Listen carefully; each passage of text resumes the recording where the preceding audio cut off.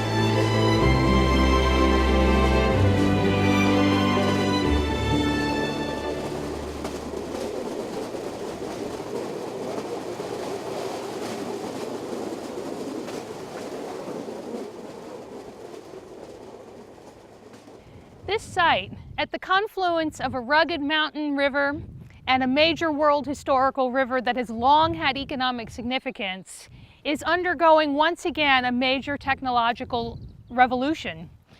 For millennia, this area has been terraced so that agricultural products can be produced despite the steepness of the hillsides.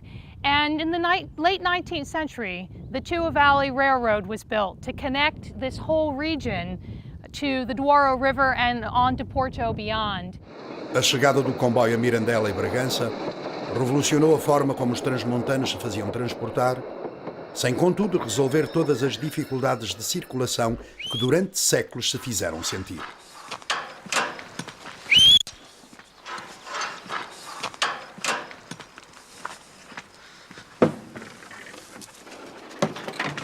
Ora, muito boa tarde. Boas tardes. Senhora, é capaz de me dizer, ainda se usa muito o teleférico aqui assim para atravessar o rio? Muito porque vem para transporte aqui do comboio, para o Tua, para Mirandela, para todo lado, não é? O meio de transporte praticamente é este do caminho de ferro. E normalmente para os terrenos que têm por aí também. O comboio ainda faz aqui assim muita falta aqui na mas região? Muita, isso nem se discute. Se acabam essas duas linhas paralelas, isso acaba tudo. Porque aqui não há muito transporte a não ser este. An improvised engineering solution to a problem of getting people from one side of the valley to the other so that they can reach the station. This replaced the original bridge that was fixed across the valley here and was washed away in a winter storm. So in order to get the connectivity between this side of the valley and that side of the valley over there with the railway, they've built this manually operated cable car system. Fantastic stuff. De qualquer modo, no transporte a longa distância, os velhos carros de bois e os tortuosos carreiros de terra batida foram substituídos por estradas de ferro sulcados pelas locomotivas da Companhia Nacional. Portanto, eram locomotivas típicas da época, com 3 eixos motores, vapor saturado, e que, no fundo, foram o embrião de todas as locomotivas que a Companhia Nacional, que era a proprietária, que a Companhia Nacional teve locomotivas a vapor. Viajar desde o coração de Trás-os-Montes até ao Porto era agora uma questão de horas. Ir até à Invicta e regressar passou a ser algo que podia ser feito no mesmo dia. The coming of the railroad made possible a kind of mobility that these people had not had before. They could now go to Mirandela or even to Porto and on to Lisbon. And the economic goods that they were engaged in producing here now had new markets in much further away places. Em Jerusalém do Romeu, Clemente Meneres passou finalmente a dispor de um meio eficaz para escoar a sua produção. Em 1895, cria mesmo uma fábrica de cortiça em Mirandela, no Largo do Toural.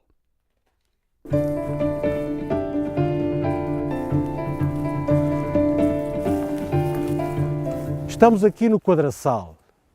O Quadraçal tem a ver com a mancha granítica que se visiona neste conjunto e também a árvore que é o símbolo da Casa Meneres, o Sobreiro. Com a aquisição desta árvore e também de propriedades, começou o grande império, o grande património que se estendeu por todo o distrito de Bragança. Apesar destes investimentos e do empreendedorismo dos Meneres, o movimento na linha era reduzido, o que deixou a Companhia Nacional à beira do desastre. Que desgraça. Que desgraça. Desgraçados investimentos estes. Até no Tua. Pobre Almeida Pinheiro, sem dinheiro para pagar aos operários. É uma vergonha.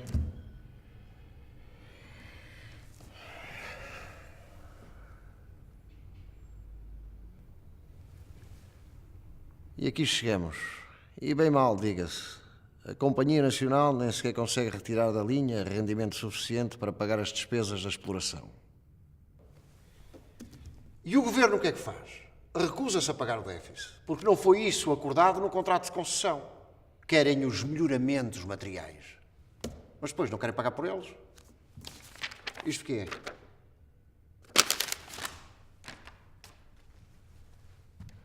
Até finais do século XIX, e já bem entrados no século XX, Mirandela tornou-se um importante ponto de acesso ao caminho de ferro. A primeira secção da linha do Tua, que vai até Mirandela, aquela que foi primeiro construída, essencialmente teve impacto para a própria vila de Mirandela. Aqui estamos a falar, sobretudo no final do século XIX, em que Mirandela não tinha sequer 5.000 habitantes. Nas restantes estações da linha o movimento não era tão grande. A falta de estradas para as gares do caminho de ferro, que já dificultara a sua construção, dificultava também o acesso das mercadorias e das pessoas. Há 60 anos atrás, eu e a minha mãe vínhamos no comboio a vapor, desde a estação de São Bento, no Porto, até à estação de São Lourenço, no Tua. Era uma viagem longa. Demorávamos 7 ou 8 horas de comboio e chegávamos à estação. Lá tínhamos um cavalo à nossa espera. Com o caseiro, os meus avós tinham no enviado. Depois seguia-se um longo percurso, cheio de fragas, cheio de vegetação, muito sinuoso. Eram várias horas até chegarmos às areias.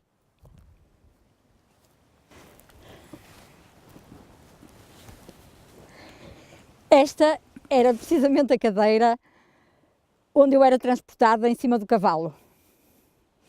Ela tem umas correias de couro que se apertavam à barriga do cavalo para me segurar.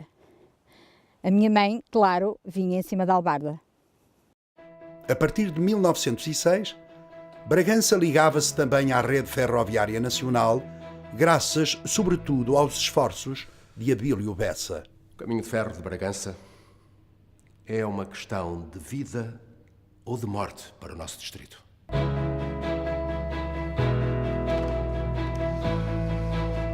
Para dar vazão ao esperado aumento do movimento, a Companhia Nacional adquiriu uma nova série de locomotivas. As características eram essencialmente as mesmas, só que, no fundo, o tamanho da caldeira foi aumentando, porque a caldeira é que dá a potência às locomotivas, aumentando a dimensão da caldeira, aumenta a potência e, portanto, também a capacidade de rebocar comboios cada vez mais pesados. Os habitantes e as produções do Alto Distrito podiam finalmente transportar-se rapidamente para outros pontos do país. Antes da construção da linha, demorava 4 ou 5 horas para ir de Mirandela a Bragança. Depois da construção da linha, era possível ir e vir no mesmo dia. Com isso, Bragança reforçou a sua liderança regional, apesar da excentricidade da sua geografia. Os povos a norte de Mirandela tiraram bom proveito do novo melhoramento. A taxa de ocupação das composições subiu sempre até atingir valores perto dos 90%. Como, aliás, os relatórios da Companhia Nacional mostram claramente. Mas atenção, porque só havia em média 2 composições por dia em cada sentido da linha e cada composição tinha muito poucas carruagens. Mas a abertura da linha do Tua criou uma dinâmica nova na mobilidade entre povoações, especialmente na zona do Alto Tua, entre Mirandela e Bragança. Ir à feira era ir de comboio, era usar a linha do Tua, especialmente ir à feira de Mirandela. E lembrem-se, ir à feira para muitas das povoações próximas da linha significava 1 hora, às vezes 2, de caminho até chegar à estação, a cavalo, a burro, mas principalmente a pé. Mais outro tanto no regresso, em terrenos com muito declive, especialmente na zona do Baixo Tua. O caminho de ferro foi também o responsável pela introdução de um importante melhoramento na agricultura do distrito de Bragança: os fertilizantes. O que demonstra a importância da linha do Tua para o desenvolvimento agrícola da região. Foi pela linha do Tua que vieram as grandes inovações que ajudaram a transformar a agricultura transmontana. Foi pela linha do Tua que vieram os fertilizantes, os novos combustíveis, o sal, e o peixe fresco, mais ou menos fresco. E foi também pela linha do Tua que vieram as manufaturas modernas, que ajudaram a tornar mais confortáveis as casas, as habitações dos transmontanos, especialmente da burguesia. E ironia das ironias, foi pela linha do Tua que vieram para Bragança os primeiros automóveis. A revolução rodoviária que algumas décadas depois havia de tornar a linha do Tua quase obsoleta. Contudo, muitos dos brigantinos terão usado o comboio para emigrar, sobretudo na segunda década do século XX. A linha do Tua, ao chegar a Bragança durante a década de 1900, acompanha esse processo de imigração, de forte imigração da região transmontana. Numa das viagens pela linha de Bragança, uma tragédia a abater-se-ia sobre o homem que trouxera o caminho de ferro até à capital do distrito. No dia 29 de abril de 1910... Abílio Bessa, então deputado em Lisboa, regressava a Bragança pela linha do Tua. O comboio parou aqui na estação de Salsas para tomar água e Abílio Bessa, aproveitando a oportunidade, resolveu apiar-se do comboio para cumprimentar alguns dos seus conhecidos. Quando regressou à composição, já esta estava em grande andamento. Abílio Bessa tentou apressadamente subir novamente para o comboio e, ao agarrar-se à cancela e ao colocar o pé no degrau, escorregou. E ao escorregar, cai para o espaço entre as carruagens, acabando por ser trucidado pelo comboio.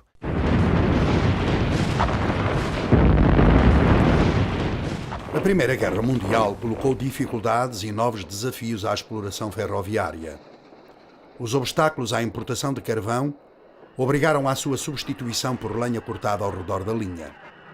A partir de certa altura, a companhia viu-se forçada a comprar um caminhão para transportar lenha de zonas mais afastadas do caminho de ferro. A guerra dificulta tudo o que tem a ver com os abastecimentos à escala internacional. No caso português, esta questão da dependência de abastecimentos tem uma enorme acuidade no contexto nacional.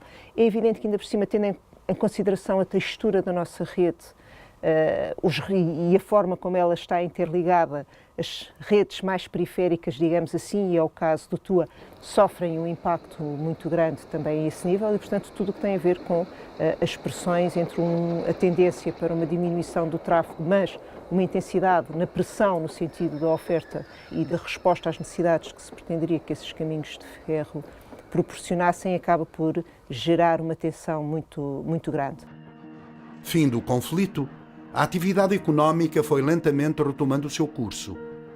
Em 1926, a CUF instala-se em Mirandela. É construída precisamente ao lado da linha de caminho de ferro. A CUF tinha um ramal e por esse ramal era abastecida a fábrica não só de adubos, fertilizantes, e exportava e escoava óleos e azeite entre outros produtos. A própria Companhia Nacional toma a si novos investimentos. Nos finais da década de 1920, sob a renda ACP as linhas do Corgo e do Sabor. A CP havia-as arrendado do Estado, mas invocando falta de vocação para a exploração de linhas de via estreita, cede a sua exploração e manutenção à Companhia Nacional. A CP estava fundamentalmente interessada na rede de via larga do Estado, nunca teve grande interesse na rede de via estreita. E é nesse quadro de desinteresse da CP pelas linhas de via estreita, que já sabia pouco apetecíveis como negócio, que acabam por ser subarrendadas a linha do Tua e a linha do Corgo e do Sabor à Companhia Nacional e a linha do Tâmega à recém-formada Companhia do Norte de Portugal. Nos anos de 1930, a Companhia Nacional volta a realizar novos investimentos, trazendo para Portugal uma locomotiva movida a diesel. Era a primeira deste género a operar em Portugal. A história dessa locomotiva não está muito clara ainda. Não se conhece bem por que razão aquela locomotiva cá aparece. Há quem fale que terá sido uma oportunidade que apareceu de alguém que cedeu aquela locomotiva para a experiência. O que é certo é que a locomotiva cá, portanto, ela foi baseada no depósito de Mirandela, esteve situada no depósito de Mirandela. Sabe-se que fez algum serviço de linha, mais ou menos até 1940-41. Portanto, teve um funcionamento muito curto. Depois, com a guerra, foi impossível arranjar peças sobressalentes para assegurar a sua manutenção e, portanto, ficou parada praticamente definitivamente.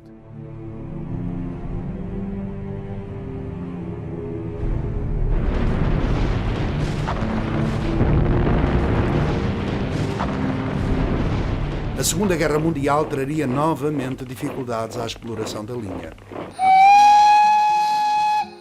As linhas do Corgo e do Sabor agravavam também a situação financeira da companhia, o que facilitou a sua incorporação na CP em inícios da década de 1950. Quer para a Companhia Nacional, quer para a CP e para a Companhia do Norte de Portugal, o negócio que foi considerado por toda a gente, pelos sindicatos, pela imprensa, como um negócio da China, acabou por se revelar absolutamente ruinoso. Sobretudo a partir de 1930, começou-se a fazer sentir os efeitos da concorrência rodoviária sobre a rede ferroviária. E as linhas do Estado entraram rapidamente em déficit. A CP procurou introduzir melhoramentos na exploração da linha, apostando em automotoras a gasolina. E, portanto, é feito um projeto totalmente nacional, que vai beber muito às características do material rodoviário, quer em nível de transmissão, quer de travões, freios em linguagem ferroviária. E, portanto, são construídas nas oficinas de Lisboa, de Santa Apolónia, são construídas uma série de automotoras a gasolina.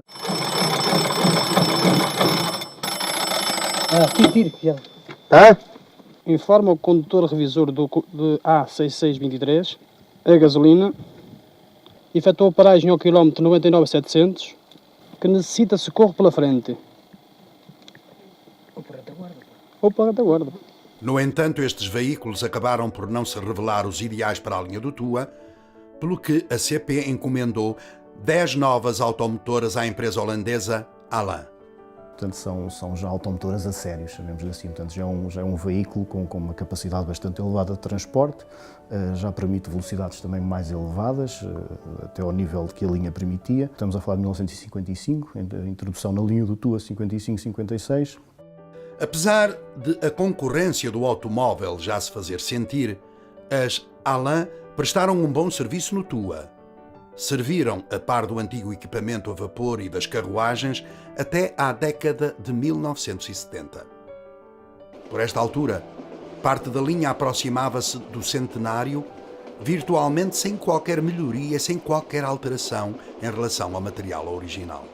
Há certos pontos aí que a gente tem de comer, mas a gente tem que fazer a marcha, temos de chegar à tabela quanto possível. De facto, a nível de infraestrutura, o mesmo nível de investimento não foi possível manter e, portanto, resultando em velocidades cada vez mais baixas, que obviamente cada vez atraíam menos os passageiros ao comboio, porque deixava de ser competitivo. As novas máquinas, chegadas ao Tua, não conseguiam demonstrar todo o seu potencial em virtude da antiguidade da infraestrutura ferroviária. Até 1958, o que é que existia em Portugal? Houve a ideia do caminho de ferro. As infraestruturas eram eternas, que não necessitavam de ser renovadas e atualizadas porque duravam. E como o país vivia num regime de prioridades económicas, o investimento na infraestrutura de caminho de ferro, estações, via, etc, foi menosprezado, ou por outra foi posto um pouco à margem. Em todo o caso, entre 1975 e 1980, várias locomotivas diesel elétricas usadas foram adquiridas em Espanha, tendo outras vindo diretamente da fábrica de Alstom. Foram introduzidas locomotivas diesel, que essas sim acabaram definitivamente com o vapor na linha e, portanto, passaram a ser locomotivas que, no fundo, asseguraram a base do serviço na linha do Tua até ao seu encerramento. Atreladas vinham as carruagens napolitanas da linha da Póvoa, fabricadas na década de 1930 em Itália. Umas carruagens de excelente qualidade, que eram as chamadas carruagens italianas ou napolitanas, que foram construídas em Nápoles e que asseguraram um serviço sensacional na linha do Tua. Então o que é que vamos fazer? Vai lá? Eu não sei, deem lá uma ideia. Eu não tenho ideia nenhuma. Vamos pedir à Florência que dê uma ideia. Eu, em cada espetáculo que atuava, todos me pediam comboio do Tua, comboio do Tua. Todos gritavam pelo comboio do Tua. Foi um disco que se vendeu imenso. Em 1979, o comboio do Tua chegava ao Festival da Canção da Rádio e Televisão Portuguesa. O comboio do Tua. Música de Manuel José Soares, letra de Mário Contumélias, orquestração de Segundo Galarza. Canta Florência. Olha o comboio que sobe o Tua, traz imigrantes, e no comboio que sobe o Tua, velhos soldados e estudantes. Antes, uns momentos de eu atuar, foram-me dizer: Florência, chegou um telegrama para ti, um telegrama. Sim, dos ferroviários do Tua desejam-te muitas felicidades e estão a apoiar-te, estão a ouvir-te, estão a torcer por ti. E foi realmente, motivou-me bastante aquela boa novidade. No pós-25 de Abril, o comboio do Tua continuava a ser um meio privilegiado de transporte em Trás-os-Montes, apesar das suas limitações. Entretanto, o automóvel ia-se democratizando e a rodovia ia-se desenvolvendo com uma nova oferta mais rápida, mais eficaz e mais direta que aquela proporcionada pelo caminho de ferro, que comemorava 100 anos em 1987. Não gosto de comboio como de carreira. Gosto mais da carreira. Sei lá, vais mais à vontade no autocarro, não faz tanto barulho. Nós tivemos algum sucesso mesmo, pois ele deve-se a que os caminhos de ferro não evoluíram, não substituíram as suas carruagens, como nós procuramos substituir os nossos autocarros. Se nós quiséssemos hoje continuar a ter aí ao serviço os autocarros com que iniciamos, pois não tínhamos passageiros, os passageiros fugiam. No início dos anos 80, a CP compra aos caminhos de ferro jugoslavos várias unidades automotoras, as Duro Dakovic. Estas máquinas revelaram-se muito deficientes, com vários problemas, continuando, no entanto, a circular numa linha centenária pouco diferente da original.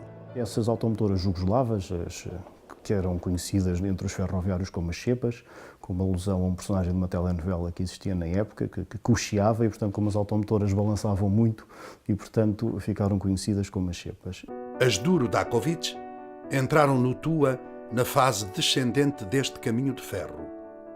Em 1991-1992, o troço entre Mirandela e Bragança seria encerrado num processo envolto em polémica. Houve aí tantas vítimas para rasgar essas fragas do caraco e agora vai encerrar a linha. Porquê? Nós, se assim continuam, daqui a pouco queremos a independência. Em 1995, o IP4 estava concluído e passava a ligar o Nordeste transmontano ao Porto de uma forma muito mais rápida do que por caminho de ferro.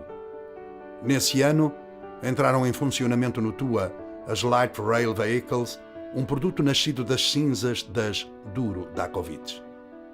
As automotoras jugoslavas tinham 4 veículos, eram constituídas por 4 veículos originalmente, e alguns dos veículos do meio foram posteriormente aproveitados para serem transformados nos LRV 2000, que são as automotoras que, enfim, que ainda circulam na parte da linha do Tua que está ainda a funcionar, portanto, no metro de Mirandela.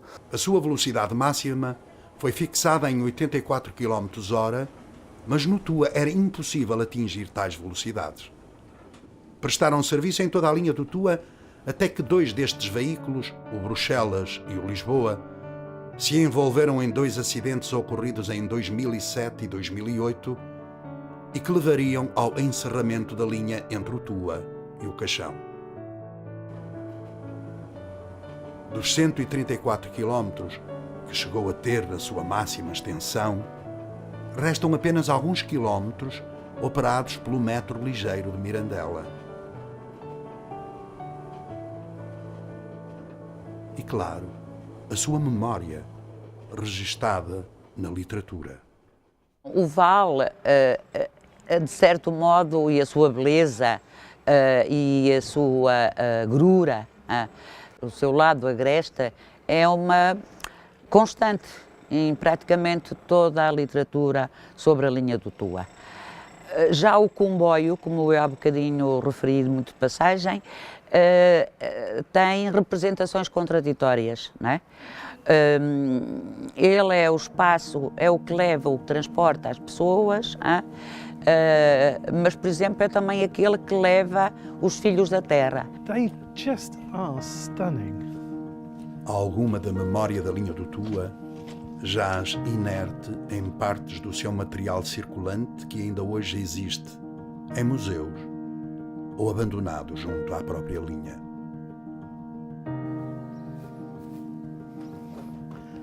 I'm here at Tua Station, and all around me there are elements of the railway heritage of this area. There's an entire goods train just parked here at this end of the yard. At the other end of the yard there's a passenger train, several carriages, all in really good workable condition. They need restoration, but it's far better condition than anything any of the British enthusiasts started with when they were developing their own heritage railways. Finalmente o comboio chegou à linha do Tua. E com a linha e com o caminho de ferro chegava o progresso ao Nordeste transmontano. O progresso que ia permitir explorar as enormes, miríficas riquezas que a imaginação dos políticos locais e dos decisores lisboetas imaginavam estar escondidas para além das montanhas do Marão. Com o progresso ia chegar a exploração do ouro das minas e ia chegar as virtudes da nova agricultura mecanizada. É por isso que eu digo que esta linha do Tua é uma linha de estilo colonial. Porque é uma linha que foi desenhada e construída ao mesmo tempo que eram desenhadas e construídas outras linhas nos cantos remotos do Império Colonial Português. Na Índia, a linha de Mormugão. Em Angola, a linha de Ambaca. No sul de Moçambique, a linha do Transvaal. Tudo linhas contemporâneas desta linha do Tua. Tudo linhas para levar o progresso às zonas remotas e a extrair daí as riquezas. Tudo linhas das últimas décadas do século XIX. Especialmente a década de 80, a década em que Portugal acreditou no progresso.